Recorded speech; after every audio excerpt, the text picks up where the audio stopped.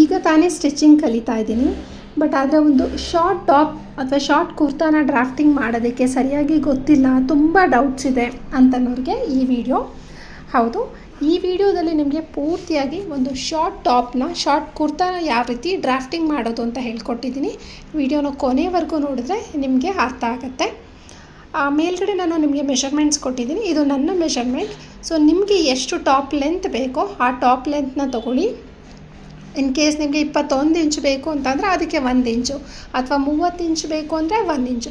ಪ್ರತಿಯೊಂದಕ್ಕೂ ನೀವು ನಿಮಗೆ ಎಷ್ಟು ಲೆಂತ್ ಬೇಕಾಗುತ್ತೋ ಅದಕ್ಕೆ ಮೇಲೆ 1/2 ಇಂಚ್ ಶೋಲ್ಡರ್ ಜಾಯ್ನಿಂಗಿಗೆ, ಅದೇ ರೀತಿ ಬಾಟಮ್ ಫೋಲ್ಡಿಂಗಿಗೆ 1/2 ಇಂಚ್, ಟೋಟಲ್ 1 ಇಂಚನ್ನ ಅದಕ್ಕೆ ಬಿಟ್ಬಿಡಿ. ಫಸ್ಟು ಲೆಂತ್ನ ಮಾರ್ಕ್ ಮಾಡಿ ಆದಮೇಲೆ ನಾವು ಮಾರ್ಕ್ ಮಾಡೋವಂಥದ್ದು ಶೋಲ್ಡರ್ ಅಂದರೆ ಭುಜ. ಶೋಲ್ಡರ್ನ ಮಾರ್ಕ್ ಮಾಡಬೇಕಾದ್ರೆ ಅದಕ್ಕೆ ಒಂದು ಫಾರ್ಮುಲಾ ಇದೆ. ಈ ಫಾರ್ಮುಲಾ ಪ್ರಕಾರ ನಿಮ್ಮ ಶೋಲ್ಡರ್ ಏನಿದೆಯೋ ಸೇಮ್ ಅಷ್ಟನ್ನೇ ಮೊದಲು ಮಾರ್ಕ್ ಮಾಡಿಕೊಂಡು ಅದಾದಮೇಲೆ ಅದರಲ್ಲಿ 1.5 ಇಂಚನ್ನ ಮೈನಸ್ ಮಾಡಬೇಕಾಗತ್ತೆ. ನನಗೆ ಇವಾಗ ಇಲ್ಲಿ ನನ್ನ ಶೋಲ್ಡರ್ 14.5 ಇದೆ.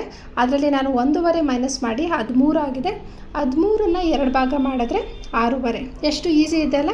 ನಿಮ್ಮ ಶೋಲ್ಡರಲ್ಲಿ 1.5 ಇಂಚ್ ಮೈನಸ್ ಮಾಡ್ತೀರಾ, ಬಂದಿರೋ ಆನ್ಸರಲ್ಲಿ 2 ಭಾಗ ಮಾಡ್ತೀರಾ, 6.5 ಬರುತ್ತೆ. ಸೊ ಏನು ಮೇಲ್ಗಡೆ 6.5 ಮಾರ್ಕ್ ಮಾಡಿದ್ದೀನೋ ಸೇಮ್ ಅದನ್ನೇ ಕೂಡ ನಾನು ಹಾರ್ಮೋಲ್ ಲೆಂತ್ಗೆ, ಅಂದರೆ ಕಂಕುಳಿನ ಉದ್ದ ಅಂತ ಏನು ಹೇಳ್ತೀವೋ ಅದಕ್ಕೂ ಕೂಡ ನಾನು 6.5 ಇಂಚನ್ನೇ ಮಾರ್ಕ್ ಮಾಡಿದ್ದೀನಿ. ಶೋಲ್ಡರು 6.5 ಇದೆ, ಹಾರ್ಮೋಲ್ ಲೆಂತು ಕೂಡ 6.5 ಇದೆ. So same to same mark ಮಾಡ್ಕೊಂಡಿದ್ದೀನಿ. ಇದಾದಮೇಲೆ ನಾವು ಮಾರ್ಕ್ ಮಾಡಬೇಕಾಗಿರೋವಂಥದ್ದು ಬಸ್ಟ್ ಮೆಷರ್ಮೆಂಟು. ಬಸ್ಟ್ ಅಂದರೆ ಪೂರ್ತಿ ಎದೆ. ನಿಮ್ಮ ಪೂರ್ತಿ ಎದೆ ಏನು ಬರುತ್ತೋ ಅದನ್ನು ಮೊದಲು 4 ಭಾಗ ಮಾಡಿಕೊಂಡು ಆ 4 ಭಾಗಕ್ಕೆ 1/2 ಇಂಚನ್ನ ಸೇರಿಸ್ಬೇಕಾಗತ್ತೆ. ಇದನ್ನು ನಾನು ಎಲ್ಲಿ ಮಾರ್ಕ್ ಮಾಡ್ತಾ ಇದ್ದೀನಿ ಅಂದರೆ ಹಾರ್ಮೋಲ್ ಲೆಂತ್, ಅಂದರೆ ಕಂಕುಳಿನ ಉದ್ದ ಏನು ಮಾರ್ಕ್ ಮಾಡಿದ್ವೋ ಅದೇ ಲೈನಲ್ಲಿ ಈ 9.5 ಇಂಚನ್ನ ನಾನು ಮಾರ್ಕ್ ಮಾಡ್ಕೊತಾ ಇದ್ದೀನಿ. ಮೊದಲು 9.5 ಇಂಚ್ ಮಾರ್ಕ್ ಮಾಡಿ ಅದಾದಮೇಲೆ 1 ಇಂಚು ಸೀಮ್ ಅಲೈನ್ಸ್ ಅಂದರೆ ಸ್ಟಿಚಿಂಗ್ ಮಾರ್ಜಿನ್ ಅಂತ 1 ಇಂಚನ್ನ ಬಿಡ್ತಾ ಇದ್ದೀವಿ. ಇದಾದಮೇಲೆ ಕೆಳಗಡೆ ಬಾಟಮ್ ಅಂತಂದರೆ ನಿಮ್ಮ ಟಾಪ್ ಲೆಂತ್ ಎಲ್ಲಿವರೆಗೂ ಇರುತ್ತೋ ಅದನ್ನು ನಾವು ಬಾಟಮ್ ಅಂತ ಹೇಳ್ತೀವಿ, ಬಾಟಮ್ ಲೆಂತ್ ಅಂತ. ಆ ಲೆಂತ್ ಹತ್ರ ಸುತ್ತಳತೆ ಬರುತ್ತಲ್ವ, ನೀವು ಇವಾಗ 20 ಇಂಚ್ ಅಂತ ತೊಗೊಂಡ್ರೆ ಅದ್ರ ಸುತ್ತಳತೆ ಏನು ಬರುತ್ತೋ ಅದನ್ನು ತೊಗೊಳ್ಳಿ, ಅಥವಾ 30 ಇಂಚ್ ಅಂತ ತೊಗೊಂಡ್ರೆ ಅದ್ರದ್ದು ಸುತ್ತಳತೆ. ನನಗಿವಾಗ 21 ಇಂಚಿಗೆ 36 ಅಂತ ಬರ್ತಾ ಇದೆ. ಆ 36ನ್ನು 4 ಭಾಗ ಮಾಡಿ ಅದಕ್ಕೆ 1 ಇಂಚನ್ನ ಸೇರಿಸಿದ್ದೀನಿ, ಅಂದರೆ 1 ಇಂಚ್ ಸೇರಿಸಿದ್ದೀನಿ. ಈಗ ನಿಮಗೆ 38 ಇಂಚ್ ಅಂತ ಬಂದರೆ 38ನ್ನು 4 ಭಾಗ ಮಾಡ್ಕೊಳ್ಳಿ, ಮತ್ತು ಅದಕ್ಕೆ 1 ಇಂಚ್ ಅಂತ ಸೇರಿಸಿ. ಈ ರೀತಿ ನೀವು ನಿಮ್ಮ ಬಾಡಿ ಮೆಷರ್ಮೆಂಟಲ್ಲಿ ಎಷ್ಟು ಬರುತ್ತೋ ಅಷ್ಟನ್ನು ತೊಗೊಳ್ಳಿ. ಆ ಬಾಡಿ ಮೆಷರ್ಮೆಂಟ್ ಯಾವ ರೀತಿ ತೊಗೊಳ್ಳೋದು ಅಂತ ನಾನು ನಿಮಗೆ ಮುಂದಿನ ಕ್ಲಾಸಲ್ಲಿ ತಿಳಿಸ್ಕೊಡ್ತೀನಿ. ಇನ್ ಕೇಸ್ ನಿಮ್ಗೆ ಆಲ್ರೆಡಿ ಬಾಡಿ ಮೆಷರ್ಮೆಂಟ್ ಗೊತ್ತಿದೆ ಅಂದರೆ ಇದೇ ಪ್ರಕಾರ ನೀವು ಬ್ಯಾಕ್ ಡ್ರಾಫ್ಟಿಂಗ್ನ ಮಾಡ್ಕೊಬೋದು. ಮಾರ್ಕಿಂಗ್ ತುಂಬಾ ಈಸಿ. ಇದೆಲ್ಲ ಮಾರ್ಕಿಂಗ್ ಆದಮೇಲೆ ನಾನು ಏನು ಮಾಡ್ತಾಯಿದ್ದೀನಿ ಅಂದರೆ ಹಾರ್ಮೋಲ್ ರೌಂಡು, ನಮ್ಮ ಕಂಕುಳಿನ ಸುತ್ತಳತೆ ನಾವು ಬಾಡಿನಲ್ಲಿ ಏನು ತೊಗೊಂಡಿದ್ದೀವೋ ಅದು ಸೇಮ್ ಬರ್ತಿದೆಯಾ ಅಂತ ಚೆಕ್ ಮಾಡಬೇಕಾಗತ್ತೆ. ನನಗಿವಾಗ 17 ಇಂಚು ಇದು ಹಾರ್ಮ್ ರೌಂಡ್ ಇದೆ. ಅದನ್ನು ಚೆಕ್ ಮಾಡಿದಾಗ ನನಗೆ 8.25 ಬಂದಿದೆ. 1/2 ಇಂಚ್ ಒಳಗಡೆ ಬಂದು ಚೆಕ್ ಮಾಡಿದ್ದೀನಿ, ಸರಿ ಇದೆ. ಓಕೆನಾ. ಇದಾದಮೇಲೆ ಮಾರ್ಕ್ ಮಾಡಬೇಕಾಗೋದು ನಮ್ಮ ಭುಜ, ಅಂದರೆ ರೆಡಿ ಶೋಲ್ಡರ್. ನಿಮ್ಮ ಶೋಲ್ಡರ್ ಪಟ್ಟಿ ಎಷ್ಟು ಬೇಕು ಅಂತ ಡಿಸೈಡ್ ಮಾಡ್ಕೊಳ್ಳಿ. ನನಗೆ ಇವಾಗ 2 ಇಂಚ್ ಬೇಕು ಅಂದರೆ ಅದಕ್ಕೆ ಒಂದು 3/4 ಇಂಚ್ ಸೇರಿಸಿದ್ದೀನಿ. 2.25 ಅಂತ ಮಾರ್ಕ್ ಮಾಡ್ಕೊಂಡು ಆದಮೇಲೆ ಬ್ಯಾಕ್ ನೆಕ್ ಡೀಪ್ನ ಕೂಡ ಮಾರ್ಕ್ ಮಾಡ್ತಾಯಿದ್ದೀನಿ. ಬ್ಯಾಕ್ ನೆಕ್ ಡೀಪು ನೀವು 2 ಇಂಚ್ ಆದರೂ ತೊಗೋಬೋದು, 2.5 ತೊಗೋಬೋದು, ಅಥವಾ 3 ಇಂಚ್ ತೊಗೋಬೋದು. ಇದು ಸ್ವಲ್ಪ ಕ್ಲೋಸ್ ನೆಕ್ ಪ್ಯಾಟರ್ನಲ್ಲೇ ಬರುತ್ತೆ, ಅದರಿಂದಾಗಿ ನಾನು 2.5 ಇಂಚ್ ತೊಗೊಂಡಿದ್ದೀನಿ. ಅದಾದಮೇಲೆ ರೆಡಿ ಶೋಲ್ಡರ್ ಏನು ಮಾರ್ಕ್ ಮಾಡಿರ್ತೀವೋ ಅದಕ್ಕೆ ಒಂದು ಲೈನ್ ಹಾಕಿ ಕನೆಕ್ಟ್ ಮಾಡಿ ನೆಕ್ ಶೇಪ್ನ ಕೊಟ್ಟಿದ್ದೀನಿ. ಈ ರೀತಿ ತುಂಬ ಈಸಿಯಾಗಿ ಎಷ್ಟು ಬೇಗ ಮಾಡಿದ್ವಿ ನೋಡಿ.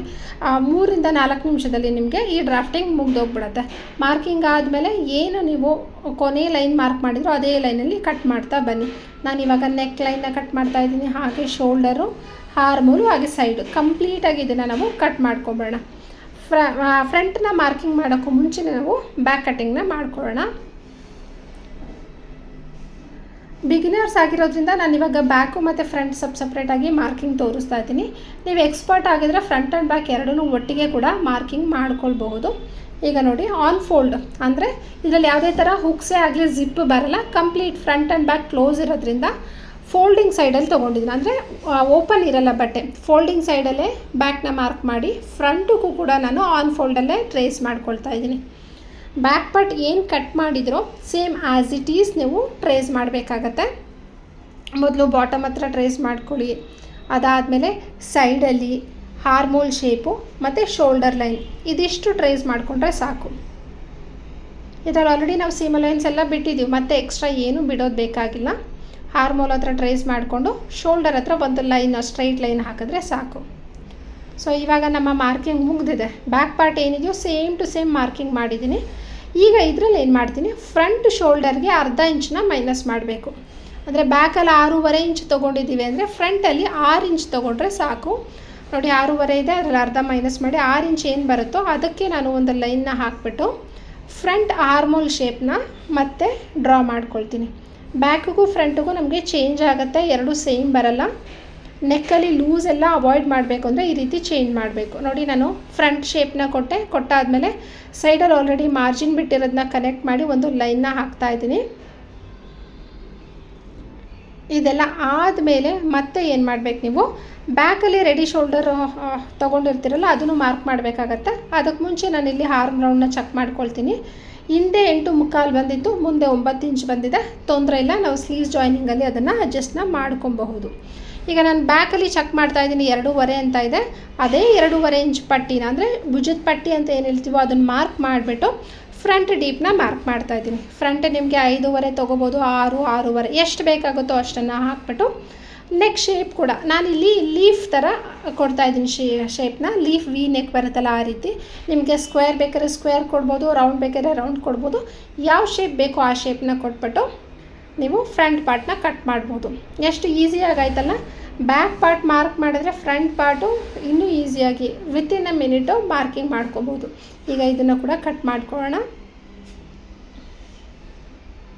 ಗೊತ್ತಾಗಿದೆ ಅಂದ್ಕೊಳ್ತೀನಿ ನಾನು ಹೇಳಿರೋದು. ತುಂಬ ಅಂದರೆ ತುಂಬ ಈಸಿಯಾಗಿ ಎಷ್ಟು ಫಾಸ್ಟಾಗಿ ನೀವು ಈ ಡ್ರಾಫ್ಟಿಂಗ್ನ ಮಾಡ್ಬೋದು ಅಂದರೆ ನಾನು ಹೇಳಿರೋ ಪ್ರಕಾರನೇ ಆ ಮೆಜರ್ಮೆಂಟನ್ನು ಕರೆಕ್ಟಾಗಿ ಹಾಕಿ ನೀವು ಮಾರ್ಕಿಂಗ್ ಮಾಡಿ ಕಟ್ ಮಾಡಿದ್ರೆ ನೀವು ಕೂಡ ಒಂದು ಶಾರ್ಟ್ ಟಾಪ್ ಅಥವಾ ಕುರ್ತಾನ ರೆಡಿ ಮಾಡಬಹುದು. ಈಗ ಫ್ರಂಟ್ ಆ್ಯಂಡ್ ಬ್ಯಾಕ್ ಎಲ್ಲ ಆದಮೇಲೆ ನಾವು ನೆಕ್ಸ್ಟು ಮಾರ್ಕ್ ಮಾಡಬೇಕಾಗಿರೋದು ಸ್ಲೀವ್ಸು. ಈ ಸ್ಲೀವ್ಸಲ್ಲಿ ನಾನು ನಿಮಗೆ ಕ್ಯಾಪ್ ಸ್ಲೀವ್ಸ್ನ ತೋರಿಸ್ತೀನಿ, ಓಕೆನಾ. ಕ್ಯಾಪ್ ಸ್ಲೀವ್ಸ್ ಮಾರ್ಕ್ ಮಾಡೋದಕ್ಕೆ 4 ಫೋಲ್ಡಿಂಗ್ ಮಾಡ್ಕೋಬೇಕು. ಅಂದರೆ 2 ಸ್ಲೀವ್ಸ್ ಒಟ್ಟಿಗೆ ಮಾರ್ಕಿಂಗ್ ಮಾಡಬೇಕಲ್ವ. ಈ ಸ್ಲೀವ್ಸ್ ಮಾರ್ಕಿಂಗಿಗೆ ನೋಡಿ ನಾನು ಯಾವ ರೀತಿ ತೊಗೊತಾ ಇದ್ದೀನಿ ಅಂತ. ಸ್ಲೀವ್ ಲೆಂತ್ ತೊಗೋಬೇಕಾದ್ರೆ ನಿಮ್ಮ ಅಪ್ಪರ್ ಚೆಸ್ಟ್ ಏನಿರುತ್ತೋ ಅದನ್ನು ಡಿವೈಡೆಡ್ ಬೈ 8 ಮಾಡಿ ಅದಕ್ಕೆ 1 ಇಂಚ್ನ ಸೇರಿಸ್ಬೇಕು. ನನಗೆ 34ನ 8 ಭಾಗ ಮಾಡಿದ್ರೆ 4 ಕಾಲು ಬರ್ತಾಯಿದೆ. ಅದಕ್ಕೆ 1 ಇಂಚನ್ನ ಸೇರಿಸಿ 5 ಕಾಲಲ್ಲಿ ಒಂದು ಮಾರ್ಕ್ ಮಾಡಿದ್ದೀನಿ. ಕೆಳಗಡೆನೂ ಒಂದು ಸ್ವಲ್ಪ ಸ್ಪೇಸ್ ಬಿಟ್ಟಿದ್ದೀನಿ, ಓಕೆನಾ. ಇದಾದಮೇಲೆ ಮತ್ತೆ ಕೆಳಗಡೆಯಿಂದ 1 ಇಂಚಿಗೆ ಮಾರ್ಕ್ ಮಾಡಿಕೊಂಡು ಈಗ ಮೊದಲನೇ ಲೈನಲ್ಲಿ ಏನು ಮಾಡ್ತೀನಿ, ನಾನು ಬ್ಯಾಕ್ ಆರ್ಮ್ ರೌಂಡನ್ನ ಚೆಕ್ ಮಾಡ್ಕೊಳ್ತೀನಿ. ನನಗೆ ಹಿಂದೆ ಆಲ್ರೆಡಿ ಚೆಕ್ ಮಾಡಿದಾಗ 8.25 ಬಂದಿತ್ತು. ಆ 8.25ನ ಮೊದಲನೇ ಲೈನಿಂದ 2ನೇ ಲೈನ್ಗೆ ಮಾರ್ಕ್ ಮಾಡಿದ್ದೀನಿ. ಕಾಣಿಸ್ತಿದೆಯಾ? ಮೇಲ್ಗಡೆ ಬ್ಯಾಕ್ ಆರ್ಮ್ ರೌಂಡು ನನಗೆ 8.25 ಬಂದಿತ್ತು, ಮೇಲಿಂದ ಅಲ್ಲಿಗೆ ಮಾರ್ಕ್ ಮಾಡ್ಕೊಂಡಿದ್ದೀನಿ. ಮಾರ್ಕ್ ಆದಮೇಲೆ ಕೆಳಗಡೆ ಇರೋವಂಥ ಲೈನಲ್ಲಿ ಸ್ಲೀವ್ ರೌಂಡನ್ನ ಮಾರ್ಕ್ ಮಾಡಬೇಕು. ಸ್ಲೀವ್ ರೌಂಡ್ ನನಗೆ 13 ಇದೆ. 13ನ 2 ಭಾಗ ಮಾಡಿದ್ರೆ 6.5 ಬರುತ್ತೆ. 6.5 ಮಾರ್ಕ್ ಮಾಡಿಕೊಂಡು ಈಗ ಅದೆರಡು ಲೈನನ್ನು ನಾನು ಕನೆಕ್ಟ್ ಮಾಡ್ಕೊಳ್ತೀನಿ. ನೀವು ಕೂಡ ಇದೇ ರೀತಿ ಕರೆಕ್ಟಾಗಿ ಚೆಕ್ ಮಾಡಬೇಕು ಬ್ಯಾಕ್ ಮತ್ತು ಫ್ರಂಟಿಂದು ಆರ್ಮ್ ರೌಂಡನ್ನ. ನೋಡಿ 2 ಲೈನ್ ಕೆಳಗಡೆ 6.5 ಇದೆ, ಮೇಲ್ಗಡೆ 8.25 ಸ್ಲ್ಯಾಂಟಾಗಿ ಮಾರ್ಕ್ ಮಾಡಿದ್ದೆ, ಅದನ್ನು ಕನೆಕ್ಟ್ ಆಯಿತು. ಈಗ ಏನು ಮಾಡ್ತೀನಿ, 1 ಇಂಚ್ ಒಳಗಡೆ ಬಂದು ಮಾರ್ಕ್ ಮಾಡಿ ಆದಮೇಲೆ ಫಸ್ಟ್ 2 ಲೈನ್ ಇದೆಲ್ಲ ಮೇಲಿಂದ ಕೆಳಗಡೆಗೆ ಅದ್ರದ್ದು ಮಿಡ್ ಪಾಯಿಂಟು ಹಾಗೆ ಇದ್ರ ಮಿಡ್ ಪಾಯಿಂಟು ಗೊತ್ತಾಗ್ತಿದೆಯಾ ನಾನು ಯಾವ ರೀತಿ ಮಿಡ್ ಪಾಯಿಂಟ್ನ ಮಾರ್ಕ್ ಮಾಡಿದೆ ಅಂತ.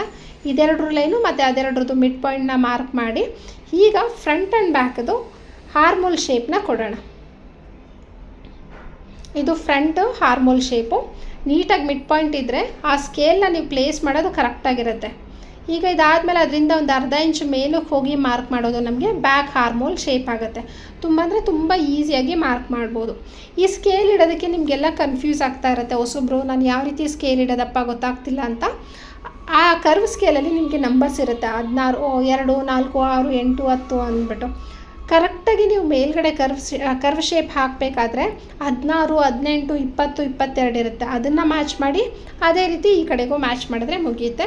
ಇದಾದಮೇಲೆ ಏನು ಮಾಡ್ತಾಯಿದ್ದೀನಿ ನಾನು, ಆ ಕ್ಯಾಪ್ ಹೈಟ್ ಕ್ಯಾಪ್ ಸ್ಲೀವ್ಸ್ದು ಶೇಪ್ ಕೊಡೋದಕ್ಕೋಸ್ಕರ 3/4 ಇಂಚು ಕೆಳಗಡೆ ಮಾರ್ಕ್ ಮಾಡಿಬಿಟ್ಟು ಅದಕ್ಕೆ ಒಂದು ಕರ್ವ್ ಶೇಪ್ನ ಕೊಟ್ಟಿದ್ದೀನಿ. ಕೆಳಗಡೆ ಕೊಟ್ಟಾದಮೇಲೆ ಸೈಡ್ ಹೈಟ್ನ ಕೂಡ ಮ್ಯಾಚ್ ಮಾಡ್ಕೊಳ್ತಾ ಇದ್ದೀನಿ. ಇದು ಸ್ವಲ್ಪ ನಿಮಗೆ ಕನ್ಫ್ಯೂಸಿಂಗ್ ಆಗಿರ್ಬೋದು. ಮತ್ತೆ ವೀಡಿಯೋನ ನೀವು ರಿಪೀಟೆಡಾಗಿ ನೋಡ್ತಾ ಇದ್ದರೆ ಈಸಿಯಾಗಿ ಅರ್ಥ ಆಗುತ್ತೆ. ನೋಡಿ 1 ಇಂಚ್ ಸೈಡಲ್ಲಿ ಬಿಟ್ಟಿದ್ದೀನಿ ಅಷ್ಟೇ. ಆ ಶೇಪ್ ಗೊತ್ತಾಗ್ತಿದೆ ನಾನು ಯಾವ ರೀತಿ ಕೆಳಗಡೆನೂ ಕರ್ವ್ ನೀಟಾಗಿ ಹೋಗಿದೆ, ಅದೇ ರೀತಿ ನೀವು ಕರ್ವ್ನ ಕೊಡಬೇಕಾಗತ್ತೆ. ಮತ್ತೆ ಎಕ್ಸ್ಪ್ಲೈನ್ ಮಾಡ್ತಾ ಇದ್ದೀನಿ ನೋಡಿ. ನೀವು ಏನು ಅಂದರೆ ಅಪ್ಪರ್ ಚೆಸ್ಟ್ /8 ಮಾಡಿರ್ತೀರೋ ಅದಕ್ಕೆ 1 ಇಂಚ್ ಸೇರಿಸಿ ಮಾರ್ಕ್ ಮಾಡ್ಕೊಂಡಿದ್ದೀನಿ. ಮಾರ್ಕ್ ಮಾಡಿ ಆದಮೇಲೆ ಮತ್ತೆ 1 ಇಂಚ್ ಮೇಲ್ಗಡೆ ಮಾರ್ಕ್ ಮಾಡಿ ಅದ್ರ ಮಿಡ್ ಪಾಯಿಂಟ್ ತೊಗೊಂಡು ಫ್ರಂಟ್ ಕರ್ವ್ ಮತ್ತು ಬ್ಯಾಕ್ ಕರ್ವ್ನ ಶೇಪ್ನ ಕೊಟ್ಟಿದ್ದೀನಿ. ಶೇಪ್ ಕೊಟ್ಟಾದಮೇಲೆ 3/4 ಇಂಚ್ ಕೆಳಗಡೆ ಬಂದು ಕೆಳಗಡೆನೂ ಒಂದು ಶೇಪ್ ಕೊಟ್ಟು ಸೈಡ್ ಸೀಮ್ ಎರಡು ಮ್ಯಾಚ್ ಮಾಡಿಕೊಂಡು ನಾನು ಶೇಪ್ನ ಕೊಟ್ಟು ಕಟ್ ಮಾಡ್ತಾಯಿದ್ದೀನಿ. ಇಷ್ಟೇ ಸ್ಲೀವ್ಸು. ತುಂಬ ಅಂದರೆ ತುಂಬ ಈಸಿಯಾಗಿ ಮಾಡ್ಕೊಬೋದು. ಬಿಗಿನರ್ಸೇ ಆಗಲಿ ಅಥವಾ ಎಕ್ಸ್ಪೀರಿಯನ್ಸ್ ಇರೋರೇ ಆಗಲಿ ಮಾಡ್ಬೋದು. ನೋಡಿ ಕೆಳಗಡೆ ನಾನು ಈ ರೀತಿ ಶೇಪ್ ಕೊಡ್ತಾಯಿದ್ದೀನಿ, ಕರ್ವ್ ಶೇಪ್. ಆ ಕರ್ವ್ ಶೇಪ್ ಕೊಟ್ಟರಷ್ಟೇ ನಿಮಗೆ ಅದು ಕ್ಯಾಪ್ ಸ್ಲೀವ್ಸ್ ಅನ್ನೋ ರೀತಿ ಕಾಣಿಸುತ್ತೆ. ಈಗ ಇದನ್ನು ನಾವು ಕಟ್ ಮಾಡ್ಕೊಳ್ಳೋಣ.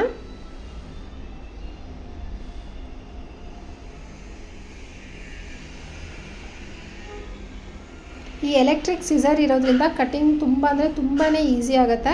ಎಷ್ಟು ಬೇಗ ಆದರೆ ಫಸ್ಟು ನನಗೆ ಕಟಿಂಗ್ ಮಾಡಬೇಕು ಅಂದ್ರೆ ಬೇಜಾರಾಗ್ತಿತ್ತು, ಏನಪ್ಪ ಇಷ್ಟು ಟೈಮ್ ತೊಗೊಳುತ್ತೆ ಅಂತ ಅಂದ್ಬಿಟ್ಟು. ಬಟ್ ಈ ಸಿಸರ್ ಬಂದಾದಮೇಲೆ ನನ್ನ ಕಟ್ಟಿಂಗ್ ಸ್ಪೀಡು ತುಂಬಾ ಫಾಸ್ಟ್ ಆಗಿದೆ. ತುಂಬ ಅಂದರೆ ತುಂಬ ಈಸಿಯಾಗಿ ಮಾಡಬಹುದು. ಸೊ ಈಗ ನೀವು ನೋಡಿದಾಗೆ ಫ್ರಂಟ್ ಪಾರ್ಟ್ ಬ್ಯಾಕ್ ಪಾರ್ಟ್ ಎಲ್ಲ ನಾವು ಕಟ್ಟಿಂಗ್ನ ಮಾಡ್ಕೊಂಡಿದ್ದೀವಿ. ಇವಾಗ ಇದನ್ನು ನಾವು ಮೇನ್ ಬಟ್ಟೆನಲ್ಲಿಟ್ಟು ಟ್ರೇಸ್ ಮಾಡ್ಕೊಳ್ಳೋಣ, ಅಂದರೆ ಹಾಗೆ ಕಟ್ ಮಾಡ್ಕೊಳ್ಳೋಣ. ನನ್ನ ಹತ್ರ ಇದ್ದಿದ್ದಂಥ ಗ್ರೀನ್ ಮತ್ತು ಪರ್ಪಲ್ ಮಿಕ್ಸ್ ಇರೋವಂಥ ಈ ಬಾರ್ಡರ್ ಸ್ಯಾರಿದು ಮಿಕ್ಕಿರೋವಂಥ ಬಟ್ಟೆ ಇತ್ತು. ಇದನ್ನೇ ನಾನು ಯೂಸ್ ಮಾಡ್ತಾಯಿದ್ದೀನಿ ಟಾಪ್ನ ಮಾಡೋದಕ್ಕೆ. ಸ್ವಲ್ಪ ಡಿಫ್ರೆಂಟ್ ಆಗಿರುತ್ತೆ, ನಾವು ಜೀನ್ಸ್ ಮೇಲೆ ಕೂಡ ಹಾಕ್ಕೊಳ್ಬಹುದು. ನೀವು ಕೂಡ ನಿಮ್ಮ ಹತ್ರ ಯಾವುದಾದ್ರು ಸ್ಯಾರಿ ಮಿಕ್ಕಿರೋವಂಥ ಸ್ಯಾರಿ ಯಾವುದಿರುತ್ತೋ ಅದನ್ನು ತೊಗೊಂಡು ಅದರಲ್ಲಿ ನೀವು ಟ್ರೈನ ಮಾಡಬಹುದು. ಹೊಸದಾಗಿ ಕಲಿತಾ ಇದ್ದೀನಿ ಅನ್ನೋರು ಹೊಸ ಬಟ್ಟೆ ತೊಗೊಂಡೇ ನಾವು ಕಲಿಬೇಕು ಅಂತಿಲ್ಲ, ಇರೋವಂಥ ಬಟ್ಟೆನ ಯೂಸ್ ಮಾಡಿಕೊಂಡು ಕ್ರಿಯೇಟಿವ್ ಆಗಿ ಡಿಸೈನ್ನ ಮಾಡಬಹುದು. ಸೊ ಇನ್ಮೇಲಿಂದ ನಿಮಗೆ ಇದೇ ರೀತಿ ಬಿಗಿನರ್ಸ್ಗೆ ಹೆಲ್ಪ್ ಆಗೋವಂಥ ವೀಡಿಯೋಸ್ನ ನಾನು ಅಪ್ಲೋಡ್ ಮಾಡ್ತಾ ಇರ್ತೀನಿ. ನೆಕ್ಸ್ಟ್ ವೀಡಿಯೋದಲ್ಲಿ ಇದ್ರ ಸ್ಟಿಚಿಂಗ್ ವೀಡಿಯೋ ಕೂಡ ಇರುತ್ತೆ. ಈಗ ಕಟಿಂಗ್ ನೋಡ್ತಾ ಇದ್ದರೆ ಸ್ಟಿಚಿಂಗ್ ಯಾವ ರೀತಿ ಮಾಡ್ಕೊಳ್ಳೋದು ಅಂತ ನಾವು ನೆಕ್ಸ್ಟ್ ವೀಡಿಯೋನಲ್ಲಿ ನೋಡ್ಕೊಳ್ಳೋಣ. ಸೊ ನಮ್ಮ ಚಾನಲ್ನ ಮರಿದೆ ನೀವು ಸಬ್ಸ್ಕ್ರೈಬ್ ಮಾಡ್ಕೊಳ್ಳಿ. ಹಾಗೆ ಬೆಲ್ ಐಕನ್ನ ಪ್ರೆಸ್ ಮಾಡಿದ್ರೆ ನಿಮಗೆ ಹೊಸ ವೀಡಿಯೋ ಅಪ್ಲೋಡ್ ಮಾಡಿದಾಗ ನೋಟಿಫಿಕೇಷನ್ ಬಂದೇ ಬರುತ್ತೆ.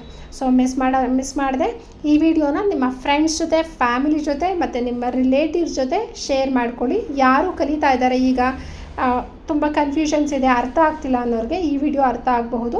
ಸೊ ಶೇರ್ ಮಾಡೋದನ್ನು ಮರಿಬೇಡಿ. ಆರಿ ಎಂಬ್ರಾಯ್ಡ್ರಿ ಕ್ಲಾಸಸ್ಗೆ ನೀವು ತುಂಬ ಚೆನ್ನಾಗಿ ರೆಸ್ಪಾಂಡ್ ಮಾಡಿದ್ದೀರಾ ಮತ್ತು ಸಪೋರ್ಟ್ ಕೊಟ್ಟಿದ್ದೀರಾ. ಅದೇ ರೀತಿ ಈ ಟೈಲರಿಂಗ್ ಕ್ಲಾಸಸ್ ಅಥವಾ ಸ್ಟಿಚಿಂಗ್ ಕ್ಲಾಸಸ್ಗೂ ನಿಮ್ಮ ಸಪೋರ್ಟ್ ಬೇಕೇ ಬೇಕು ಅಂತ ಕೇಳ್ಕೊಳ್ತೇನೆ. ಯಾವಾಗಲೂ ಇದೇ ರೀತಿ ನಮಗೆ ಸಪೋರ್ಟ್ ಮಾಡ್ತಾಯಿದ್ದೀರಾ. Thank you so much. ಯಾವಾಗಲೂ ಇದೇ ರೀತಿ ಸಪೋರ್ಟ್ ಮಾಡ್ತಾಯಿರಿ. ಸೊ ಈಗ ನೋಡಿ ಕ್ಯಾಪ್ ಸ್ಲೀವ್ಸ್ದು ಶೇಪ್ ಇದರಲ್ಲಿ ನಿಮ್ಗೆ ಕಾಣಿಸ್ತಿದೆ ಅಲ್ಲ, ಇದೇ ರೀತಿ ಶೇಪ್ ಬಂದರೆ ಸ್ಲೀವ್ಸ್ ಲುಕ್ಕು ತುಂಬ ಚೆನ್ನಾಗಿರುತ್ತೆ. Thank you, take care and bye.